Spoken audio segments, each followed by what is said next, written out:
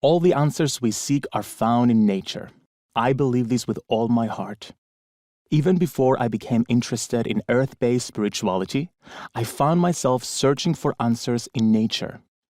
In my early childhood, while other kids would play video games or hang out at the latest cool spot downtown, I'd hang out in garden centers with my mom.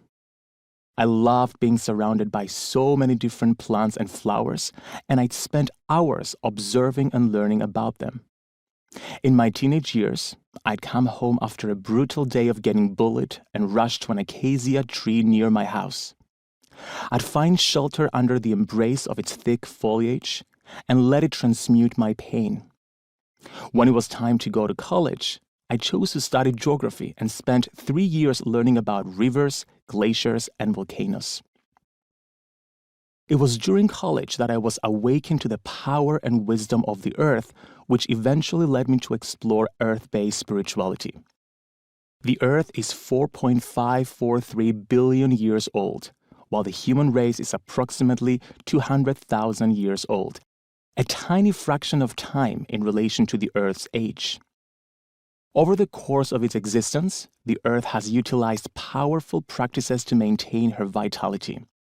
Through earthquakes, hurricanes, ocean currents, atmospheric systems, and volcanic eruptions, she has systematically flushed out impurities and sustained her balance.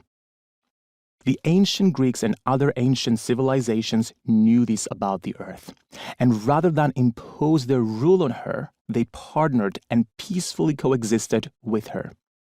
They respected and took care of her, studied and learned from her processes, and aligned their lives with her rhythms. The earth in turn showered them with her magic and wisdom, which allowed them to ascend spiritually, expand human consciousness, and create one of the world's greatest civilizations. The legacy of the ancient Greeks includes the conception of democracy, philosophy, and the theater, significant advances in art, architecture, science, medicine, and technology, and much more. But while their legacy in terms of these contributions is well established, their spirituality and religious beliefs have been demoted to mythology and idolatry. We've been taught that the gods and goddesses were cruel and punishing figures the Greeks made up, that Greek myths were simply products of people's wild imaginations, and that Greek religion was just a series of transactional practices with no real substance. Is it possible that a culture that produced some of the Western world's greatest artists, scientists, and philosophers could have gotten religion so wrong? Or is something else at play here? In this book, I pull back the curtain and share with you the truth about Greek spirituality, religion, and gods and goddesses.